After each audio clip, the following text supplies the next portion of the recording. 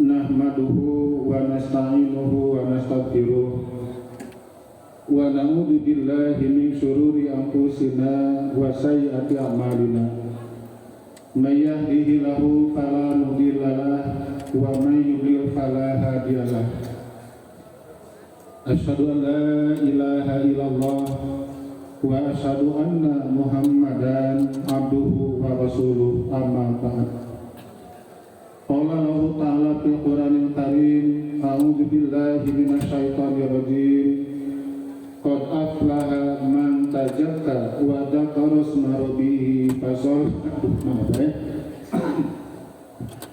Al-ayat wa fil hadisi qala Rasulullah sallallahu alaihi wasallam, inna ramadana sahrun faradallahu ala muslimin wa inni sanantu lil muslimina qiyamah faman shawmahu wa qamahu imanan wa ihtisaban kharaja minad dunur kayaumi waladatu ummuhu. Al hadis rawahu Imam Ahmad. Hadirin hadirat aidin aidat iwatu iman rahimakumullah. Bersyukur kepada Allah yang Maha Kuasa karena pada saat ini, detik ini, menit ini, kita sedang berkumpul di majlis ini untuk bertakbir kepada Allah yang Maha Kuasa. Karena pada saat ini merupakan hari raya yang sangat luar biasa bagi kita semua. Di dalam Al-Quran, Allah menjelaskan yang isinya adalah qad aflaha man tazakka, yang artinya sungguh berbahagialah man tazakka, orang yang mampu membersihkan dirinya, wa dzakara isma rabbih fasalla, kemudian dia ingat kepada Allah lalu dia pun mendirikan ibadah salat. Maka dua ayat yang tadi itu memberikan isyarat kepada kita bahwa kita merupakan sekarang termasuk orang yang man tazakka, kata ayat yang tadi. Maka pada hakikatnya apabila kita ingin hidup bahagia, hidup tentram, bersihkanlah diri kita, sucikanlah diri kita. Dengan cara apa? Maka 1 bulan yang lewat, terakhir hari kemarin, kita memiliki berbagai macam kegiatan di dalamnya. Yang pertama, kita melaksanakan ibadah saum. Kemudian yang keduanya, malamnya kita juga sholat qiyamul Ramadan, atau orang mengatakan sholat tarawih. Kemudian pada kesempatan yang lainnya kita juga membaca Quran. Itu merupakan beberapa kegiatan yang yakinkan oleh kita, itu merupakan kegiatan yang insya Allah akan dapat membersihkan diri kita. Qad aflaha man tazakka, kata Quran. Sungguh berbahagialah orang-orang yang mampu membersihkan dirinya. Wa dzakara isma rabbih, kemudian dia ingat kepada Tuhannya, pas sholat, dan dia pun mendirikan ibadah sholat. Maka pada saat ini dzikir sudah kita laksanakan, takbir sudah kita laksanakan, doa juga kita laksanakan, juga sholat sudah kita laksanakan. Maka pada saat ini kita sedang merayakan hari raya Idul Fitri. Iwatu iman rahimakumullah, aidin aidat. Secara bahasa Idul Fitri memiliki 3 macam. Bagian yang pertama, Idul Fitri artinya kembali berbuka. Karena pada saat ini kita diharamkan untuk berpuasa, apapun alasannya, maka pada saat ini kita diharamkan untuk melaksanakan berpuasa. Nah, bagaimana caranya? Maka sahabat memberikan penjelasan. Adalah Rasulullah la yakhruju, beliau tidak keluar untuk melaksanakan sholat Id kecuali beliau makan dan minum terlebih dahulu, menunjukkan bahwa pada saat ini benar-benar kita sedang tidak melaksanakan ibadah puasa apapun juga, karena pada hakikatnya pada hari ini merupakan hari yang diharamkan. Pada hari ini kita diwajibkan untuk makan dan minum. Itulah makna Idul Fitri, artinya kembali kita berbuka. Beda Idul Adha, maka Nabi keluar dari rumahnya melaksanakan sholat yang tadi, maka Rasulullah kapan makan dan minumnya? Nanti ketika beliau pulang dari tanah lapang, setelah sholat Id baru beliau makan, tapi kalau fitri terbalik sebelum berangkat makan dan minum, membuktikan bahwa pada saat ini adalah kita kembali untuk berbuka alias tidak boleh kita berpuasa. Mana yang kedua, Idul Fitri adalah hari raya. Maka pada saat ini kita dianjurkan Rasulullah yang pertama melaksanakan mandi besar, kemudian yang kedua memakai baju yang bagus dan bersih, dan jika ada kita menggunakan parfum, lalu berangkat sambil bertakbir, menggunakan kata-kata takbir Allahu Akbar, Allahu Akbar, dan sampai kalimat yang terakhir kalimat tauhidnya. Sampai Nabi juga menyatakan, keluarkanlah semua, jangan sampai ada orang yang diam di dalam rumahnya. Bahkan perempuan yang head pun kata Nabi keluar semuanya. Tujuannya apa? Untuk menyaksikan tentang bagaimana syiar Islam pada tanggal 1 Syawal. Tapi ingat, untuk perempuan yang sedang datang bulan, maka dia diwajibkan untuk mengasingkan diri.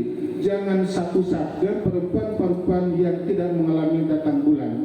Maka pada hakikatnya sekarang itu umat Islam dia keluar semuanya untuk menyaksikan tentang sholat Idul Fitri pada saat ini. Itulah mana yang kedua tentang Idul Fitri. Yang pertama kembali berbuka, kemudian yang keduanya hari raya. Mana yang ketiga? Idul Fitri dari kata dua, ya. Yang pertama Id, yang keduanya Fitri. Idul Fitri ketika digandingkan dua kalimat yang tadi, maka punya pengertian kembali kepada fitrah, kembali kepada suci. Keterangan yang mendukung kalimat yang tadi kita bisa melihat di dalam beberapa keterangan. Misalnya Nabi memberikan penjelasan, Inna Ramadana, sesungguhnya Ramadan, syahruni faradallah siyamahu. Allah telah memfardukan kepada umat Islam untuk melaksanakan saumnya. Wa inni sanantu, sementara aku kata Nabi menganjurkan, mensunahkan bagi umat Islam untuk melaksanakan qiyam Ramadan. Paman somahu, kata Nabi, maka barang siapa itu yang berpuasa imanan wa ihtisaban, dasarnya iman kepada Allah, ihtisab, berharap pahala yang puasa, kharaja minad dzunub, maka dia akan keluar dari dosa-dosanya seperti hari dilahirkan oleh ibunya. Sekaranglah maknanya Idul Fitri kembali kepada fitrah, kembali kepada suci. Oleh karena itu, kalau kita menyimak itu dalam Al-Quran, perintah saum ditujukan hanya kepada orang yang beriman. Di kalimat tersebut Allah tidak menggunakan kalimat yang umum, wahai manusia, ada kalimat yang tadi, tapi berbalik kalimatnya secara khusus, ya ayyuhalladzina amanu, wahai orang-orang yang beriman. Dalam Al-Quran ketika ada seruan, maka yakinkan di dalamnya akan ada perintah. Perintahnya apa? Kutiba alaikumusiyam, diwajibkan kepada kalian saum. Apa manfaatnya?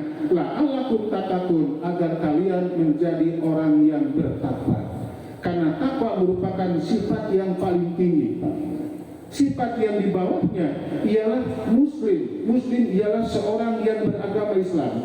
Dia meningkat lagi mukmin, orang yang beriman. Dia meningkat lagi muttaqin, orang yang bertakwa. Maka takwa merupakan sifat yang paling tinggi. Setiap muttaqin pasti mukmin dan pasti muslim.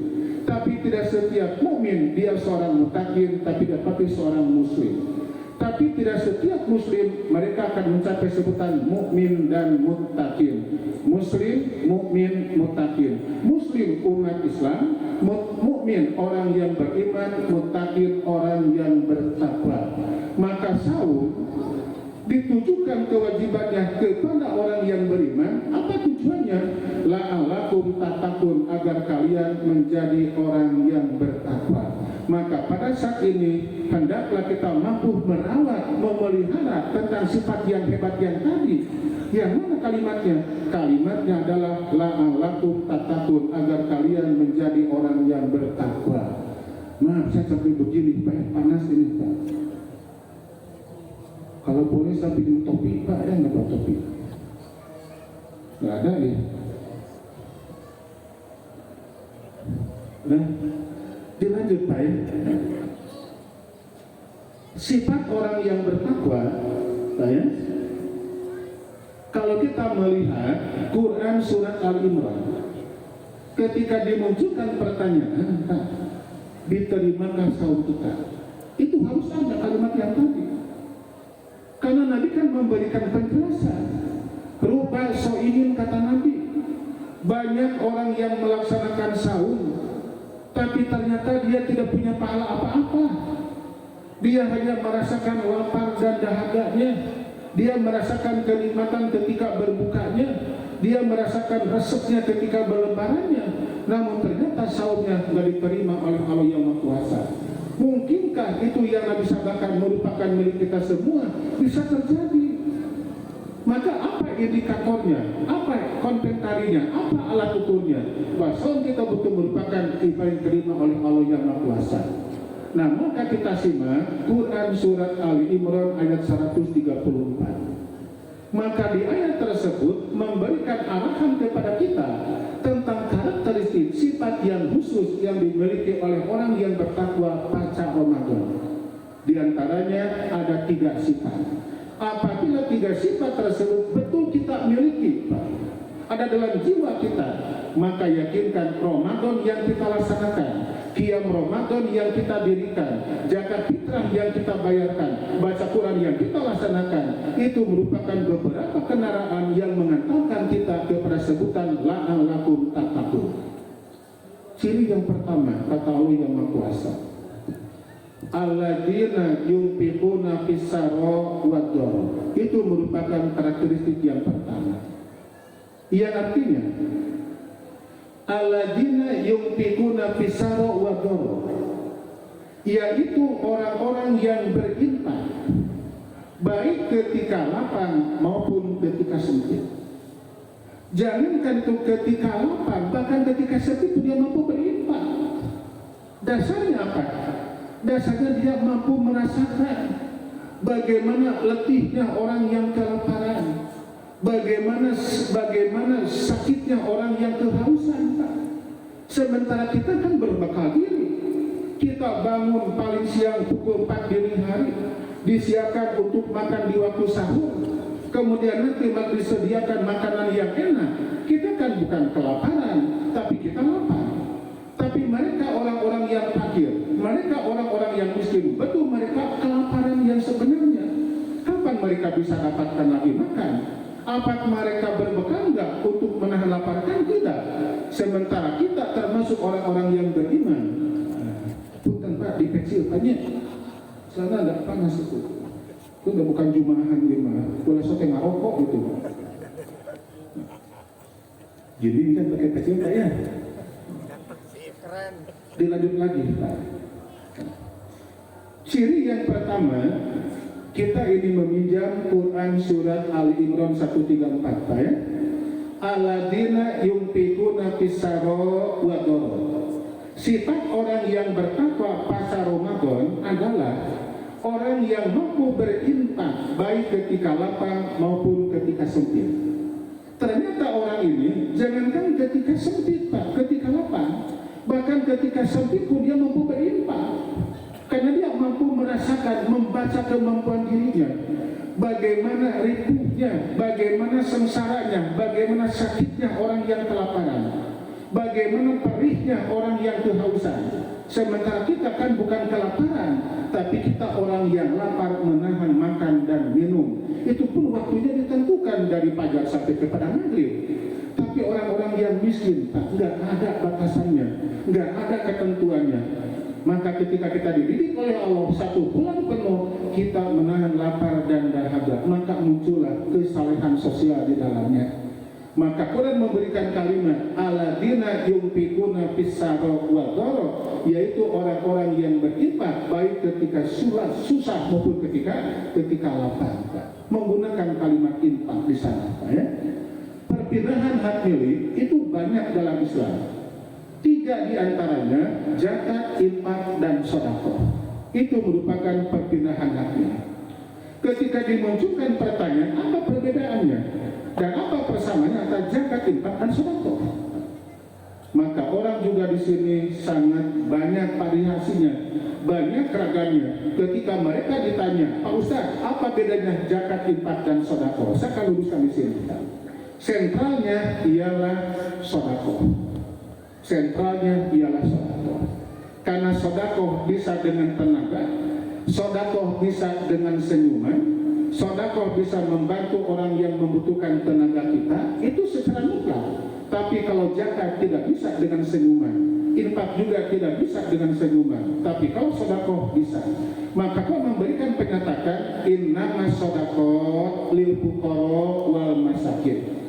Sesungguhnya sedekah itu menggunakan bentuk jamak, bukan kalimat sedekah. Kalau sedekah bentuk tunggal, tapi kalau sedekah menunjukkan bentuk banyak. Itulah Quran At-Taubah mengatakan innama sedekah itu hanyalah seluruh sedekah yang di dalamnya bisa zakat, bisa infak. Bagi siapa? Lil fuqara wal masakin. Saya mengangkat ayat ini bukan ingin mengatakan tentang 8 asnaf, tapi ingin mengangkat tentang kata-kata sedekah yang tadi. Maka dimunculkan pengertian sedekah merupakan sentralnya tentang perpindahan hak milik. Ada 2 macam sedekah. Yang pertama, sedekah tatawwu alias sunat. Misalnya, ketika Bapak Jumatan, ketika Ibu juga ada di pengajian, kenceleng lewat di hadapan Bapak dan Ibu, uang bawa ketika itu, tapi ternyata tangan tidak berani mengambil uang dipindahkan kepada kenceleng, dosa tidak berdosa. Hanya orang yang bersangkutan tidak punya pahala, kesempatan yang hebat kenceleng lewat di hadapan kita, namun ternyata dia tidak mampu bersedekah. Itu namanya sedekah tatawwu atau sedekah sunat. Nah, yang kedua, sedekah wajib. Ada 2 macam. Sedekah wajib yang pertama ditentukan jumlah dan waktu, maka disebut zakat. Kemudian yang kedua, sedekah wajib, jumlah dan waktunya tidak ditentukan, maka disebut dengan infak. Maka artinya zakat dan infak sama-sama wajib, sama-sama sedekah wajib. Perbedaannya apa? Perbedaannya itu kalau infak jumlah dan waktunya tidak ditentukan, sementara infak itu jumlah dan waktunya, ulangi lagi, zakat ialah sedekah wajib, jumlah dan waktunya ditentukan, sementara infak sedekah wajib tapi jumlah dan waktunya tidak ditentukan. Bolehkah sekarang kita zakat fitrah? Tentu kan tidak boleh.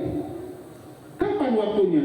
Nabi memberikan penjelasan dari fajar sampai orang-orang sebelum mereka berangkat ke tanah lapang untuk melaksanakan sholat Id. Itu merupakan timingnya ketika orang memberikan zakat fitrah. Di kita masih ada beberapa panitia fitrah dibagikan tadi malam setelah sholat maghrib. Itu bukan zakat fitrah, tapi itu termasuk sedekah yang biasa. Kasihan kan orang yang menitipkannya.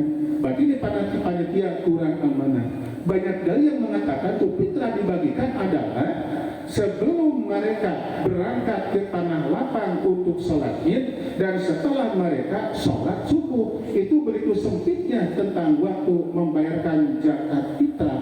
Itu dinamakan sedekah wajib dan ditentukan jumlah dan waktunya.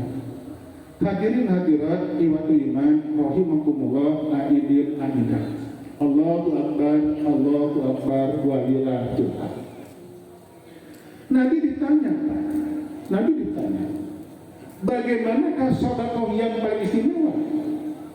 Maka Nabi memberikan penjelasan, sedekah yang paling istimewa adalah sedekah yang diberikan dari seseorang yang dia pun sangat membutuhkan pada uang yang tadi.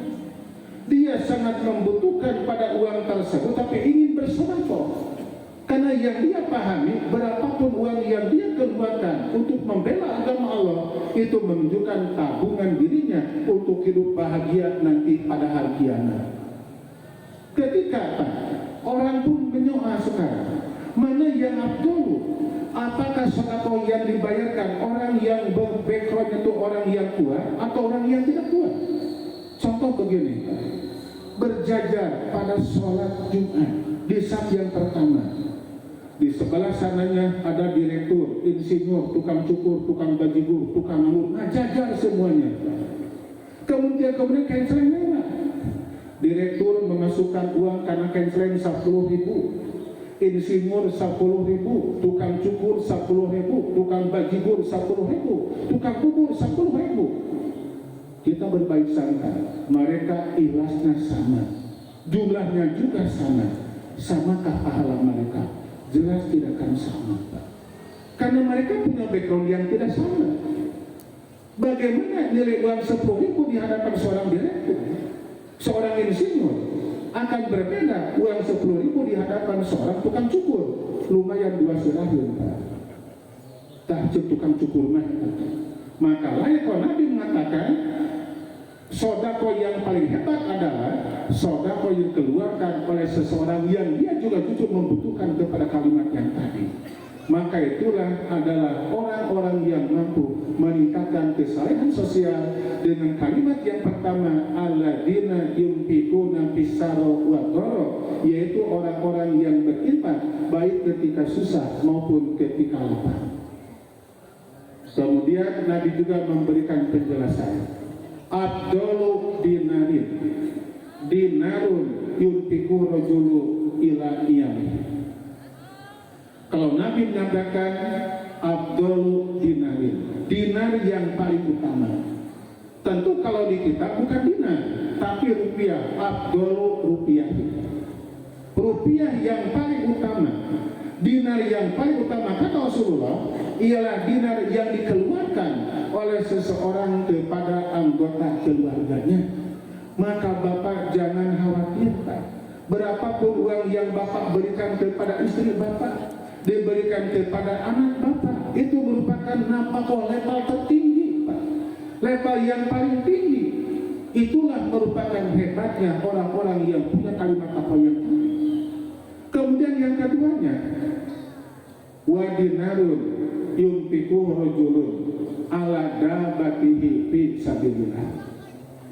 Dan dinar yang paling hebat adalah setelah yang tadi, dinar yang dibayarkan oleh seseorang untuk kendaraannya, yang dipergunakan untuk perjuangan Allah yang Maha Kuasa. Orang berangkat ibadah haji, orang berangkat ibadah umrah itu kan tidak gratis, kan?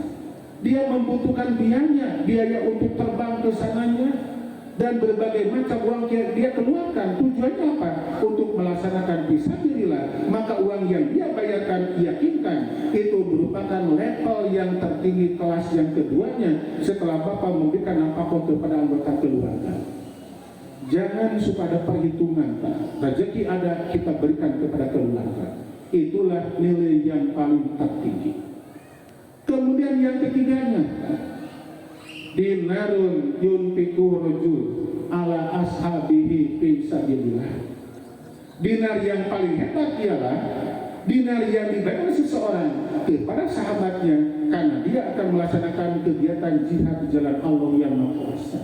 Nah, apapun ya, bentuk rupiah yang kita berikan dengan tujuan untuk menegakkan kalimat Allah, membela agama Allah, maka itu merupakan bagian yang terpenting tentang peningkatan kesalehan sosial yang merupakan karakteristik orang yang bertakwa pasca Ramadan. Di sifat yang pertamanya ialah umat Islam yang meningkatkan kesalehan sosial. Hadirin hadirat aidin aidat iwatu iman rahimakumullah, Allahu akbar, Allahu akbar, walillahil hamd. Lalu yang keduanya, wal kadhiminal ghaidha, dan orang yang mampu menahan amarahnya. Kita kan merupakan makhluk sosial, kita tidak mungkin hidup tanpa dukungan yang lainnya. Ketika kita berinteraksi bersama orang lain, ada kemungkinan ucapan kita menyinggung perasaan orang lain, atau juga sikap mereka menyinggung kepada kita, maka muncul di sana kebencian dan kemarahan. Nah, mampukah kita ketika kemarahan ada dalam jiwa kita untuk mengatasinya? Kalau kita tidak mampu, berarti sifat yang bertakwa yang tadi belum utuh dalam jiwa kita semuanya. Maka sifat orang yang bertakwa setelah kalimat yang pertama, maka yang tidak kalah pentingnya yang keduanya adalah wal kadhiminal ghaidha, orang yang mampu menahan amarahnya ketika dia sedang marah. Maka Nabi memberikan solusi. Idza ghadiba ahadukum wa huwa qaimun falyajlis. Apabila kalian marah dalam kondisi berdiri, maka duduklah, kata Rasulullah. Jangan terbalik. sampai duduk ketika dia marah itu berdiri, Pak. Melemparkan kursi kepada lawan debatnya, itu kan tidak Islami yang tadi. Nabi memberikan penjelasan, kamu marah dalam kondisi berdiri, maka duduklah, kata Nabi. Wa ila fayatoji, duduk sudah dilaksanakan, marah mestap ada, maka balikanlah, kata Rasulullah. Ala wa inal godiba minas syaiton, hati-hati, kata Nabi, itu marah datang dari setan. Wa inna syaitona khuliqa minha, dan setan Allah ciptakan dari api, dan api dapat dipadamkan dengan air. Apabila kau masih marah, fayatawaddo, maka berwudulah. Ini solusi Nabi kepada kita. Tujuannya apa? Agar kita mampu merawat tentang pengertian lakum tatakun yang tadi. Lebar, Pak. Saum 1 bulan penuh yang kita dirikan, tarawih juga sama yang kita dirikan, namun ternyata kita tidak pernah mencapai kata-kata lakum tatakun. Kemudian yang ketiga, wal afina aninas, dan gemar memaafkan kesalahan orang lain. Afin itu ialah memaafkan kesalahan orang lain yang bersalah kepada kita, sementara dia tidak pernah minta maaf, tapi kita memaafkan kepadanya. Inilah orang yang paling hebat, Pak, tentang kepribadiannya. Orang banyak yang mengatakan tong dihampura, begitu maklumat. Tidak seperti itu bukan dari Islam. Nabi memberikan pernyataan, yakinkan kalau kamu memuliakan kamu apabila kamu gemar memaafkan kesalahan orang lain. Nah, maka sifat yang tadi, yang pertama meningkatkan kesalehan sosial, yang kedua menahan kemarahan kita, dan yang ketiganya memaafkan kesalahan orang lain. Kalau kita memilikinya, maka yakinkan kalimat la'alakum tatakun betul-betul merupakan milik kita semua, dan Idul Fitri pun bukan merupakan sebuah nama tanpa makna. Oleh karena itu, maknailah nama Idul Fitri yang tadi dengan 3 sifat yang tadi. Yang pertama, kita mampu meningkatkan kesalehan sosial. Jangan begitu habisnya Ramadan, masuk bulan Syawal, ternyata kita masih termasuk orang yang pedit, koret, merepet, yang butuh kasiran, mereka kesedi, tidak seperti itu, tapi tingkatkan kesan sosial yang tadi. Lalu yang keduanya, mampu mengendalikan diri ketika sedang marah, dan yang ketiganya, siap untuk memaafkan kesalahan orang lain kepada diri kita. Milikilah 3 macam yang tadi. Yang terakhir, bahagia kita saat ini, karena kita sudah beres melaksanakan saum selama 30 hari, kemudian malamnya kita juga qiyam Ramadan dan ditutup dengan zakat fitrah. Maka adanya doa tahmiyah. Doa tahmiyah ialah doa rasa bangga diri kita. Ceksunama reus, maka muncul kalimat taqabbalallahu minna wa minkum, yang artinya semoga Allah menerima ibadah di antara kita semua. Itulah yang Nabi ajarkan kepada para sahabat. Sebagaimana dicatat oleh salah seorang ulama di dalam kitabnya Fiqh Sunnah, dinyatakan bahwa Jabir bin Nufair berkata, karena ashabul Rasulillah idza taqu yaumaid yaqulu badul ibadin taqabbalallahu minna wa minkum. Adalah sahabat Nabi ketika mereka bertemu pada hari raya Id pada sekarang ini, maka mereka saling mengucapkan apa? Mengucapkan taqabbalallahu minna wa minkum, dan tentu tidak ada tambahan. Di kita suatu tambahan, Pak. Siapa yang menambahnya? Para pejabat yang menambahnya. Siapa yang menambahnya? Orang-orang yang tidak bertanggung jawab. Apa tambah dari mereka? Siyamana wa siyamakum. Itu merupakan tambahan yang merugikan kepada orang-orang yang mengucapkan kalimat yang sebenarnya. Kalau kita membuka lebih dalam lagi, kalimat yang tadi taqabbalallahu minna wa minkum, semoga Allah menerima ibadah kita. Ibadah apa? Semuanya, Pak. Termasuk ibadah saumnya, ibadah tarawihnya, ibadah zakat fitrahnya, ibadah baca Qur'annya, ibadah baca Qur'annya itu terangkum dalam kalimat yang tadi. Sekarang orang menghadirkan dengan kalimat apa? Siyamana wa siyamakum. Oh, berarti yang terdoakan hanya saumnya. Mana sholatnya? Tidak terdoakan. Mana zakatnya? Tidak terdoakan. itulah kejahilannya orang-orang yang tidak punya pengertian yang begitu mendalam. Maka buat kita semua kembalikan kepada syarat yang sebenarnya. Yang kita ucapkan adalah taqabbalallahu minna wa minkum, saling mengucapkan, bukan juga kata-kata amin.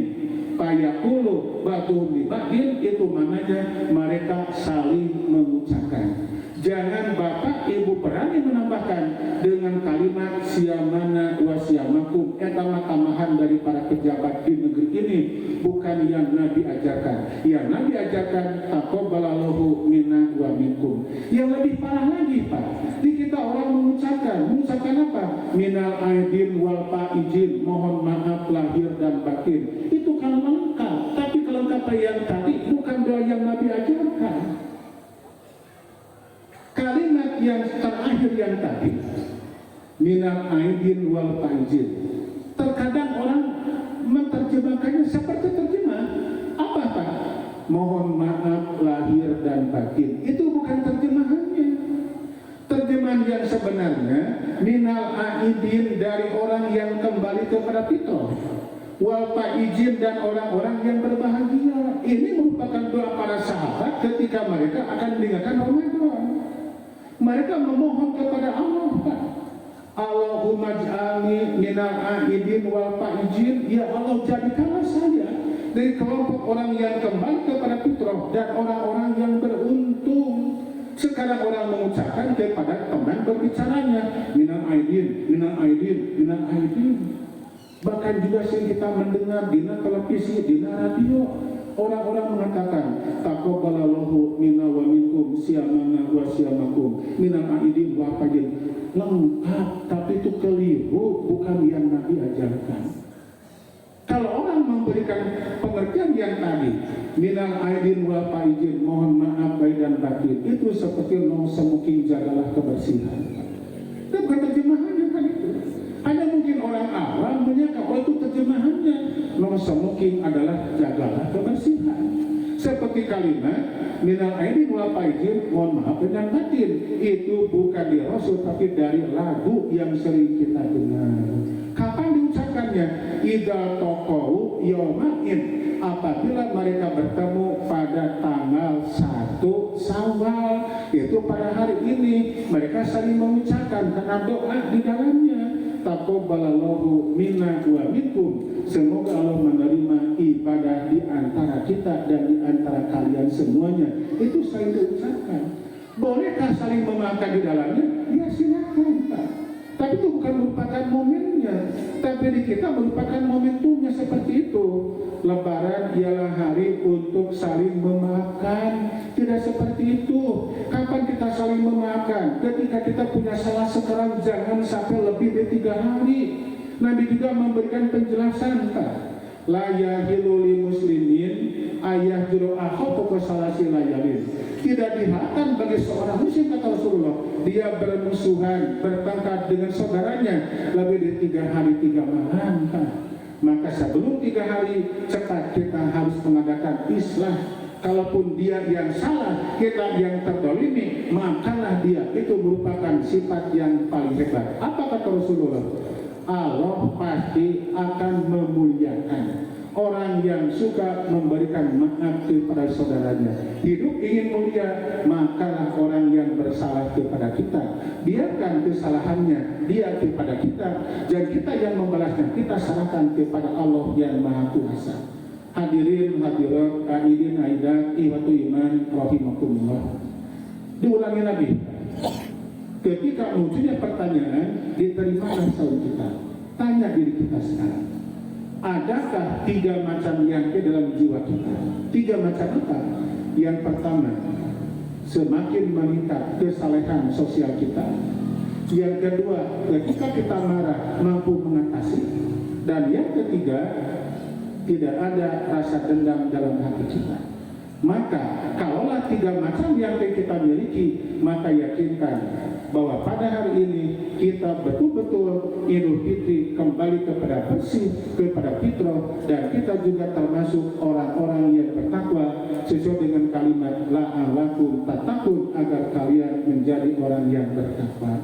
Aidin, aidat, iwatu iman rahimakumullah, itu saja yang bisa saya sampaikan pada kesempatan ini.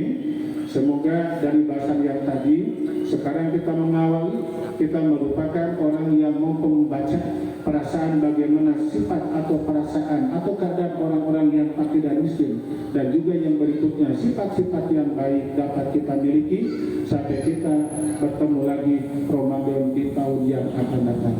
Ditutup dengan doa, Rabbana hablana min azwajina wa dzurriyyatina qurrata a'yun waj'alna lil muttaqina imama. Allahumma ij'alna minal abidin wahida. Ya Allah, jadikanlah kami semua termasuk orang yang kembali kepada fitrah dan orang-orang yang bersyukur. Amin ya Allah ya rabbal alamin. Rabbana atina fid dunya hasanah wa qina adzabannar. Wassalamualaikum warahmatullahi wabarakatuh.